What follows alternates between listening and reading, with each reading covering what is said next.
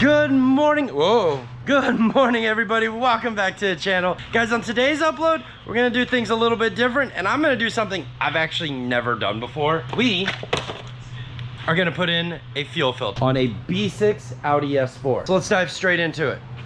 So I already kind of told you what we're doing today, but let's go over a couple things here. Minute and a half rant out of the way. So about 2 weeks ago, I was driving out the car, picked up, if you follow the channel a lot and you're subscribed to it, you might have seen some of the videos where I did a H23 swap for my uncle. I know it's not a Audi.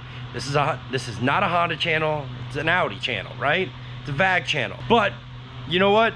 Money's green, and we did it anyways. So why do I bring that up when we're talking about fuel filters? Well, essentially what happened was I drove out there to pick them up, and I'm pretty sure I vapor locked the engine. I don't have a video clip, so I can't cut to anything, but the fuel filter in the car, once I got the car back starting, made some really weird noises. Like it was vibrating, chinging, and you could touch it and it wasn't cool. It had me legitimately concerned. Got the car home, actually came out to the farm, went back to the house, dropped him off here, went to my house, went to come back out here the next morning, and nothing.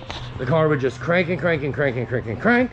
Matter of fact, we can do that. Let me give you a little demo of what it does. Watch it fire up. That's all she does. That said, I don't think the fuel filter is going to solve the problem by any means. I'm pretty sure, like 99.8225% sure that I'm like 420% sure here that the fuel filter is not the problem. But because I'm gonna go through the process, at the end of the day, if my fuel pump is in fact what's dead, I've got two options for it. If you wanna see how to replace your fuel pump, jump over to the other video. I'll probably put it up here or put it in the link description. Actually, you could probably go into the B6 S4 playlist and find all the videos that I've made about maintenance on your B6 S4. Once again, random tangent. Anyway, why do I say I don't think the fuel filter is gonna fix it? I think that because, I mean, here, most of the time fuel filters don't solve the problems.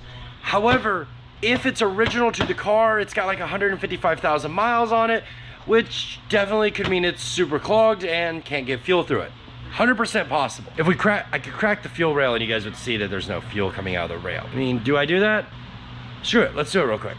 It's not that big a deal. Let's get a 17 millimeter and I think a 13 or a 14. All right, so where's the fuel line? Fuel line is right there. All right, so let's crack this sucker loose and see what happens. We got a 17, we got a 14, twist the 17.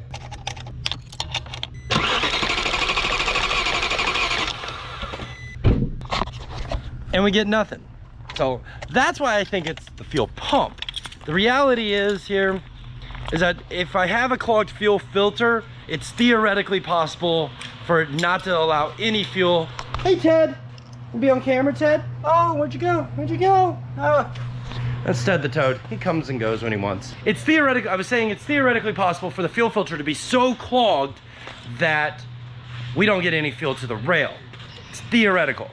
I've seen it happen on other cars in the past. So we're gonna go ahead and jump into how to replace the fuel filter. Where is it? What's it do? Here's the part number for it if you ever want it. It's a Hingst H461WK fuel filter. It's labeled, it says motor, it's got E for something, RL for something, and VL for something else. I don't know. Honestly, I've never done this job before. So here, at the end of the day, fuel filters are all the same. It's a basic part for a car that you have to have, and it's one of actually usually 3 filters on most cars. On most cars, you have 3 fuel filters. Ooh. I already said that, never mind. Some of you might not say technically it's a filter, but that's kind of what they are. I mean, they filter out shit, right? So your first fuel filter when your fuel comes into the car and gets pumped out of the car is with this filter right here. This is called the sock. It is the pre-screen filter for your fuel pump. This is actually the fuel pump assembly that goes in the B6 S4. Now, the actual fuel pump is this piece right here. And occasionally what'll happen, this is this piece that goes right down in there. So we're gonna try to put this one in the car, but that's for another video in the DIY fuel pump video that we may or may not have to shoot. I don't know yet. We're gonna find out though. Your third type of filter are these little guys right here.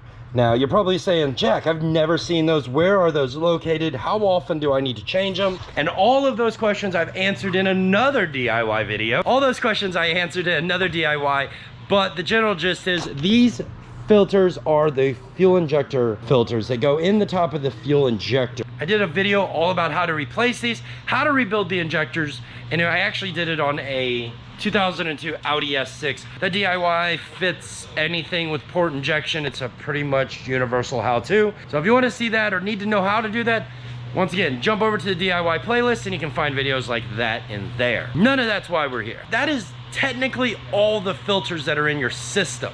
Now, some cars might have an extra filter on the return side. I know diesels have a lot of extra filter systems to their trucks and to their cars and everything else. But we're not here about that. We are here about B6S4 fuel filter. Let's get into it. Where is this little guy located? Well, it's really easy to get to, actually. You do need a floor jack, jack it up, get some cardboard. You get underneath of your car right there.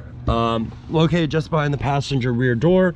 And to get to this guy, you're gonna have to take a few things out. It looks like to do this, we're gonna need a Torx bit, take 2 Torx screws off there. We're gonna need a 10 mil to take that off, body tool or a screwdriver to take that off. And then I thought there's a little plastic 10 mil nut that's right there that's gonna have to come off. And then this panel will just pop right out of there.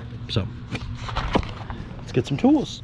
Infamous 10 mil, check. 1/4 inch socket boy.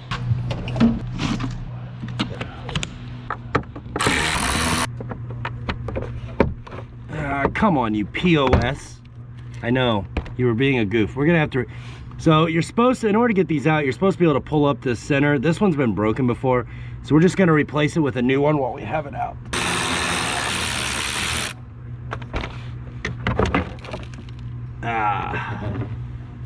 Perfect.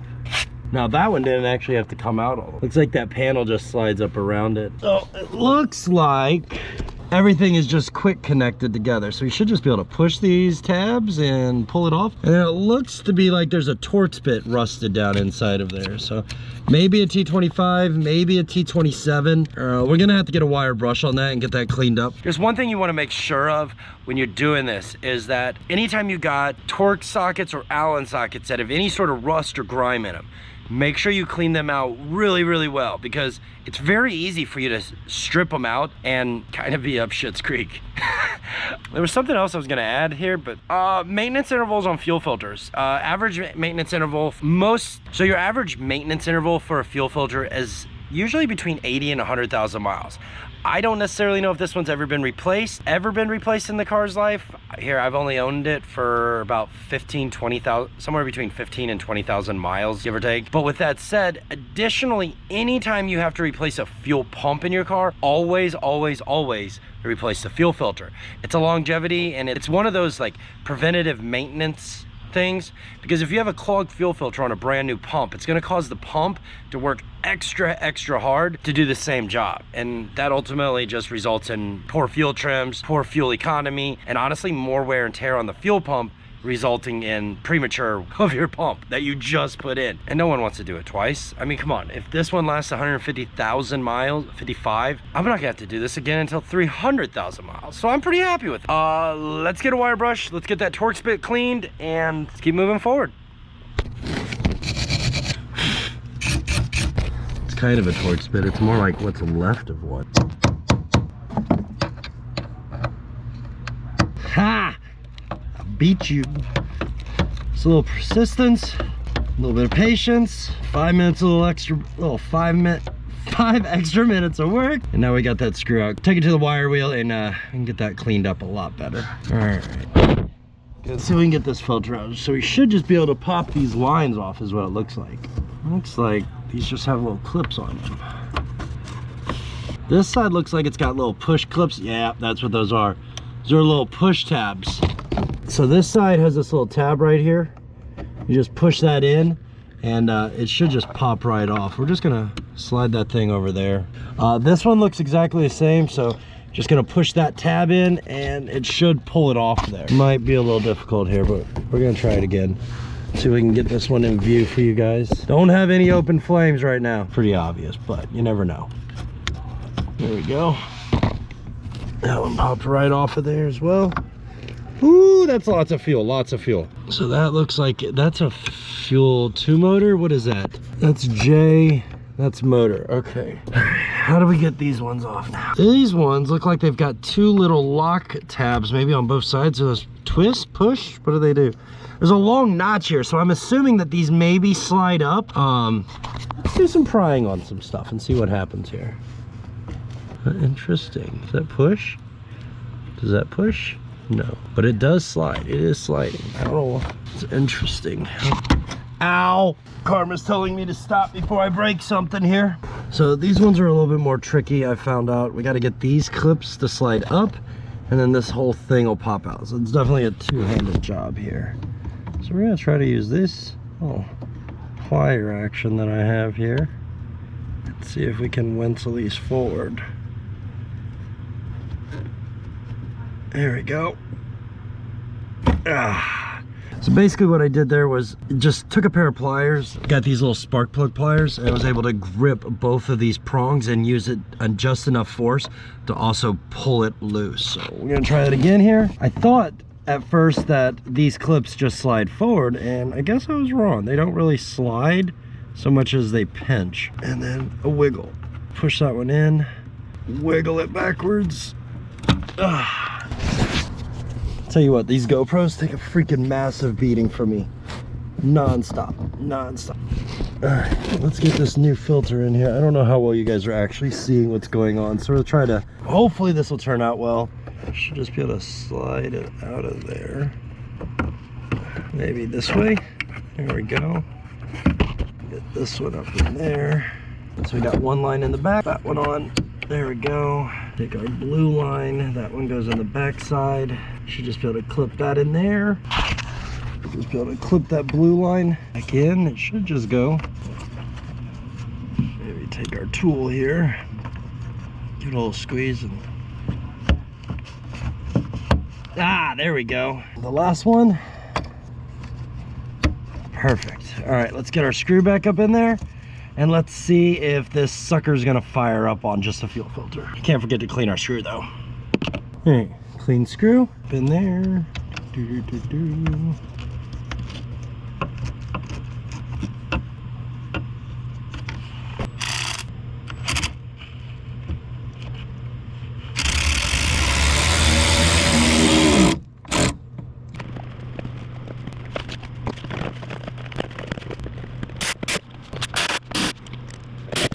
All right, well, there's our pump. There's our filter. It's pretty easy to get out. Like I said, a little bit, there was a couple little quirks as we went. Had to get a couple special tools to get in there and kind of pry things off.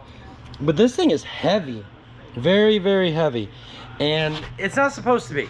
Usually when they're heavy, the filters are full of sediment and dirt and grime and crap that from the gas tank that you pick up at the gas pump that gets pumped into our car that somehow got through that little bitty screen on the fuel pump and then shoved through the line and now clogged up in the filter. So before I decide to go ahead and put a pump in this thing, I figure we should crack the line loose again and let's see if the filter did its job. If the filter was just clogged, we should now be getting fuel up here at the rail when I turn the car on.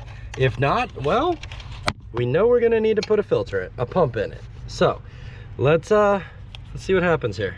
Let's see what happens. Let's keep you guys out of this line of fire. Key on.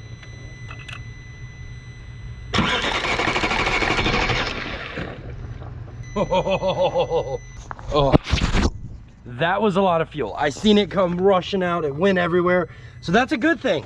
That is a really, really good thing. That means that the fuel pump in the car wasn't the problem. Our problem the whole time was a bad fuel filter. At 155,000 miles, the car definitely needed this maintenance. And not to mention, this still has a factory Audi rings on it. So it's quite possible that in this car's life, it has never had one. I don't know it.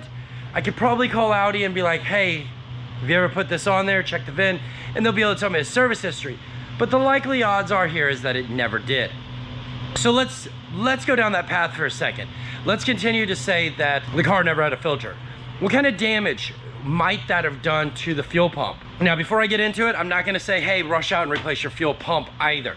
What I am gonna say is that all those symptoms that we talked about earlier about premature premature wear on the fuel pump, poor fuel economy, poor performance. All those are characteristics of a bad fuel filter, but all those characteristics can also drastically shorten the life of the fuel pump in your car. Now that you've replaced the fuel filter and your car's running right again, guys, I would highly recommend, consider in the next year, your fuel pump may fail. I only say that because what's happening is it's been slowly having to work harder and harder to do the same job that it was doing before. And at a certain point, it just says, you know what, screw you, I can't do this no more. And it just stops being able to send fuel up there. Well, what that does to the pump is it puts such a high load on the pump that when now it's able to breathe easily, fuel pumps are known to fail. It is possible. Not saying it's gonna happen, but it has been known to happen in the past. This happens with a lot of things in cars. Not just cars, but in life, mostly in appliances. I just went through this with my dryer. I cleaned the dryer out, put a new belt on it, and then the thermostat took a shit on me, and I had to replace another $8 part. Not the end of the world, but that's how stuff works. It gets used to operating, I guess, minimally, and then it turns around and it's like, oh, I can do this right. I can do this, I can flow right. You know, I can work properly. Oh no, I don't want to do this, and dies. So let's button this thing back up, shall we? So with the amount of fuel that we have coming out of the rail, I'm pretty darn sure that I don't need a fuel pump. If I need a fuel pump at all, fuel would not have came rushing up out of this line. So we're gonna hook this back up. Remember, don't turn the small side, just the big side. All right, and let's see if she'll hit. Go right, whoops.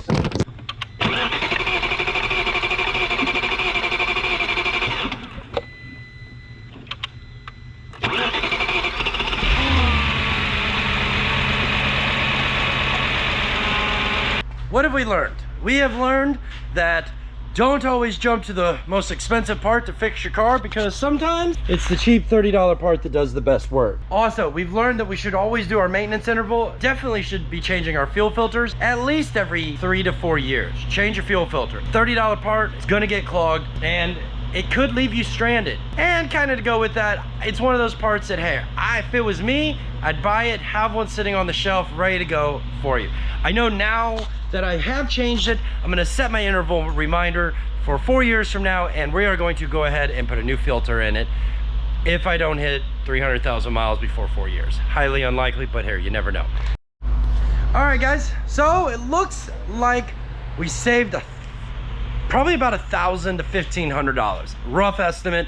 I don't know what it would cost a shop. I probably should actually have looked into what it would cost myself to even do this. I mean, the reality is filter is probably like an hour to an hour and a half, how shops want to bill it. The fuel pump is probably 2 to 3 hours, once again, depending on how they want to bill it, and not even counting parts. This is, I think I paid $350-ish for this, so you could expect to probably get billed $700 for that. Probably $100 for the filter. The list just goes on and on. That said, I hope this video helped you get a fuel filter in your car, possibly even getting your B6 S4 back up and running, or your B6 8 or B7. B6s and B7s are very interchangeable. Anything you see in this, definitely will work on one of those. Let me know in the comment section below what led you to have to put a fuel filter on your car. If you want to see more content just like this, more DIYs on the B6 S4, make sure to smash that subscribe button. And if this video helped you get the job done, please smash that like button for me, guys, and I will see you on the next one. Thanks for watching. Thanks for subscribing. Peace. I'm Audi. Thank you.